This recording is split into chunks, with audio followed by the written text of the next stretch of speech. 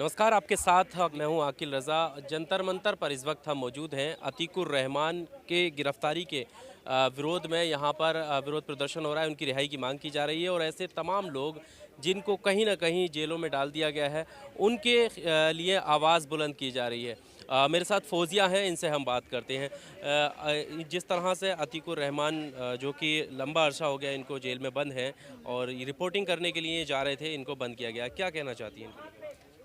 Reporting करने वो एक सही चीज़ के लिए जा रहे थे क्योंकि जो हाथरस में हुआ था वो किसी भी महिला के साथ होता तो वो कंट्री के लिए हम लोग के लिए एक शेमफुल चीज़ ही थी। मतलब एक बहुत शर्मनाक चीज़ थी कि किसी महिला के साथ इसलिए इजीली रेप कर दिया गया क्योंकि वो एक छोटी कास्ट से आती है और जो उसके साथ रेप करने वाले हैं वो अपर कास्ट से हैं।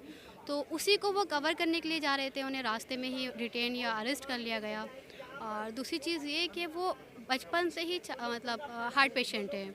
अभी जो है वो हार्ट की काफ़ी ज़्यादा प्रॉब्लम सफ़र कर रहे हैं, उनका 50% जो बॉडी है वो पैरालाइज़ हो गया है। और बीच में हम लोगों ने जब वो जेल में ही थे तो उनका एक सर्जरी हो चुका था, लेकिन प्रॉब्लम ये हुई कि सर्जरी के बाद से उन्हें प्रॉपर केयर नहीं मिला, प्रॉपर मेडिसिन नहीं मिला, हाइजीनिक फूड नहीं मिला, हेल्दी फूड नहीं मिला, जिसकी वजह से उनकी कंडीशन दिन ब दिन और ज़्यादा ख़राब हो गई। तो अभी हमें ज़रूरत है क्योंकि वो भी सब लोग जानते हैं, सबको पता है कि वो इनोसेंट हैं। सबको पता है कि हाथरस में क्या हुआ था। सबको पता है कि दिन बे दिन वो दिन दहाड़े या छुप मतलब किस तरह सबके सामने उन लड़कियों को जलाया गया। सारी मीडिया देख रही थी सब कुछ उस लड़की को। तो ये सबको मालूम है कि वो इनोसेंट हैं, तो हम इसीलिए यहाँ पर आए हैं इस बात की माँग करने कि हमारे इनोसेंट भाई को रिहा किया जाए। क्या वजह लगती है इसके पीछे इस तरह एकदम कार्रवाई कर देना, तमाम जो और भी क्योंकि लोग हैं? ये अभी जो सरकार है ये ब्राह्मणवादी है और जो रेप करने वाले थे वो ब्राह्मण थे, यानी कि अपर कास्ट से थे। तो गवर्नमेंट नहीं चाहती है कि वो कभी अपर कास्ट के लोगों के सामने या अपना जो वोटिंग है वो खोए, या जो मतलब होता है ना कि ठीक है आप कुछ भी करो क्योंकि आप ब्राह्मण हो, हम तुम्हारे साथ हैं।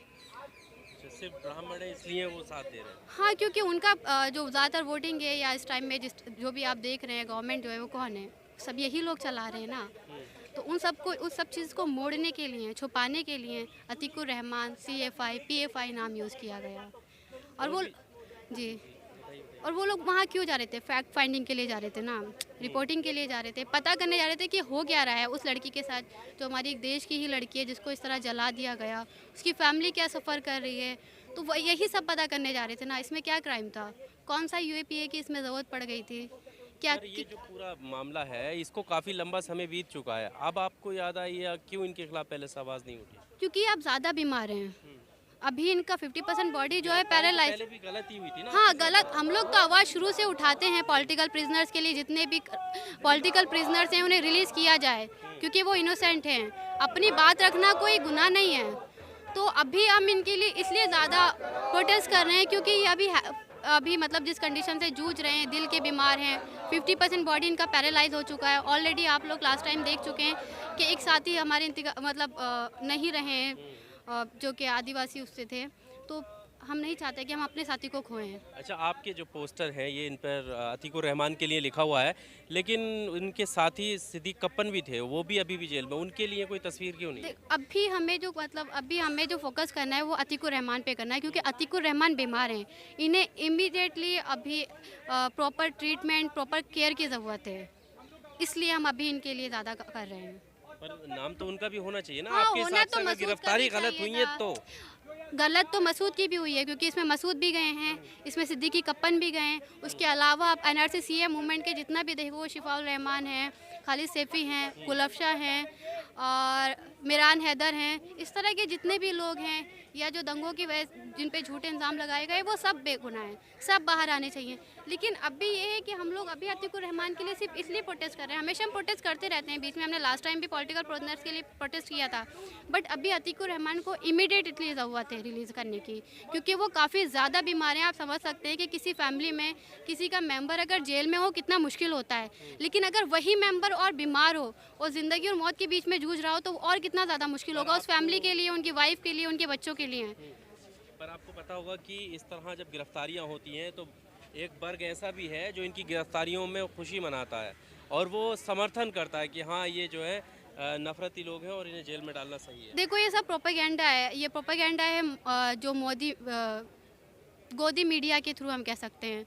ये एक प्रोपेगेंडा है, उन्हें जो बेसिक मुद्दे हैं उन्हें हटाने, उससे हटाने के लिए, एजुकेशन से हटाने के लिए, अच्छी हेल्थ फैसिलिटीज़ से हटाने के लिए और बढ़ती हुई महंगाई से हटाने के लिए, इन सब चीज़ों से हटाने का एक मुद्दा है कि आप एक कम्युनिटी को टारगेट करो, खुद भी खुद आप मतलब इन सब चीज़ों से बच जाओगे। तो अभी उस कम्युनिटी को, जो भी वर्ग है, उसके लिए आपके क्या विचार हैं, क्या संदेश हैं, जिससे जो है एक माहौल सही हो सके देश में? अ, हम तो यही कहेंगे कि समझो, पढ़ो और देखो, अपनी कंडीशन भी देखो, क्योंकि आप भी फेस कर रहे हो ना। अगर रोज़गार नहीं है, आप बेरोज़गार हो तो आप फेस कर रहे हो, तो आप समझो को क्यों कर रहे हो, क्योंकि आपकी जो गवर्नमेंट है वो इस लायक नहीं है कि आपको रोज़गार दे। आपकी गवर्नमेंट इस लायक नहीं है कि आपको अच्छी एजुकेशन दे। आपकी गवर्नमेंट सिर्फ इस लायक है कि आपको ये बताए कि सामने वाला आपका दुश्मन है, आपके लिए झूठे दुश्मन और एक इमेजिनरी दुश्मन खड़ा कर दे। वो दिन है जब 5 साल पहले साथी गौरी लंकेश की हत्या की गई थी। और आज हम लोग अतीकुर रहमान के रिहाई के लिए जब आवाज़ उठाते हैं तो हम लोग को पूछने की ज़रूरत है कि हम जब कानून की बात करते हैं तो कानून आज हमारे देश में किसके लिए है। क्योंकि एक कानूनी प्रक्रिया से बिल्किस बानो जो 20 साल के लिए अपने बलात्कारियों के खिलाफ लड़ रही थी और न्याय के लिए लड़ रही थी, उनके रेपिस्टों को छोड़ दिया जाता है एक न्यायिक प्रक्रिया से। एक न्यायिक प्रक्रिया से जो वो पिटीशन दायर कर रहे थे उनको कैद कर लिया जाता है। एक न्यायिक प्रक्रिया से जो हाथरस में बलात्कार करते हैं उनके खिलाफ कोई एक्शन नहीं लिया जाता है। जो पीड़िता है उनके परिवार वालों को धमकाया जाता है, लाश को गायब किया जाता है, लेकिन जो उस पर ऊपर रिपोर्ट करने जाते हैं उनको उठा लिया जाता है।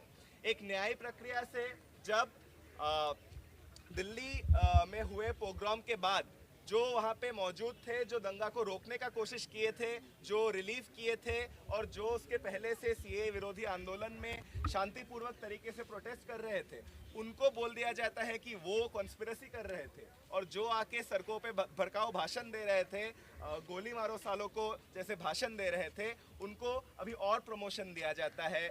वही चीज़ हम देखते हैं जब भीमा कोरेगांव में दलितों के ऊपर हमला किया जाता है तो जो हमला करता है उसको जाके प्रधानमंत्री उसके साथ जाके सेल्फी पहले से लेके रखे हैं, लेकिन जो उसको झेलते हैं कई सौ दलितों को अरेस्ट कर लिया जाता है। तो आज जब पूरे देश को एक जेल बना दिया गया है, उसके बीच में कुछ ऐसे भी लोग हैं जो आज भी आवाज़ उठा रहे हैं, जो आज भी जाके ऐसे स्टोरी कवर कर रहे हैं, जो आज भी जाके ऐसे कोई घटना होने के बाद वहाँ पे फैक्ट फाइंडिंग करते हैं, वहाँ पे रिलीफ ऑर्गेनाइज करते हैं वो। और उनको इतने कम लोग होने के बाद भी उनको दबाना इतना ज़रूरी है। तमाम बंदोबस्त, तमाम संसाधन के होने के बावजूद भी ऐसे चंद लोग जो आज भी लोकतंत्र के लिए बोल रहे हैं, वो इतने बड़े एक धमकी है मोदी सरकार के लिए, योगी सरकार के लिए, और जितने भी ऐसे तानाशाही सरकारें हैं वो इनसे डरती है। इसीलिए आज हम लोग यहाँ पे मौजूद हैं कि सारे जो राजनीतिक कैदी हैं, अतीकुर रहमान हो, दिल्ली दंगों में अरेस्ट किए गए साथी हो, भीमा कोरेगांव में अरेस्ट किए गए साथी हो, उन सब के साथ हम लोग आज भी खड़े हैं और जल्द से जल्द उनको रिहा किया जाए। मेडिकल ग्राउंड बाकी साथी बताए हैं किस तरीके से इस केस में नहीं देखा जा रहा है। जल्द से जल्द मेडिकल ट्रीटमेंट दिया जाए। आज ही खबर आ रही है कि किस तरीके से झारखंड में एक आदिवासी लड़के के साथ कस्टोडियल टॉर्चर के वजह से उनकी जेल में देहांत होती है। तो इन सब मुद्दों को जोड़ना आज हमारा काम है। आज हमारा काम है कि वैचारिक तौर पर हम आंदोलनों को साथ में लाएं और राजनीतिक कैदी चाहे यहाँ पे हो या यहाँ तक कि श्रीलंका में जो इतना बड़ा जनसंघर्ष हुआ उसके बाद भी प्रिवेंशन ऑफ टेररिज्म एक्ट के तहत छात्र नेताओं को अरेस्ट किया जा रहा है। इन सभी आंदोलनों को जोड़ के देखें, क्योंकि ये जो कानून है, यूएपीए है, राष्ट्रद्रोह का कानून है, सेडिशन है, अफस्पा है, ये ऐसे कानून है जो एक समय अंग्रेज सरकारों ने बनाया था देश को गुलाम रखने के लिए, और आज आज़ाद हिंद में भी इन कानूनों का प्रयोग किया जा रहा है देश को चुप करवाने के लिए। अगर हम यूएपीए का डेटा देखेंगे तो इतने 19 तक जितने केस दर्ज किए गए हैं उसमें 30% से ज़्यादा राइज हुआ है, लेकिन कन्विक्शन रेट देखेंगे तो वो 2% से भी कम है। तो आज हमारा मांग ये भी है कि यूएपीए जैसे काले कानूनों को पूरे तरीके से रद्द किया जाए और सभी राजनीतिक बंदियों को रिहा किया जाए। इसी के साथ मैं अपनी बात खत्म करना चाहूँगा।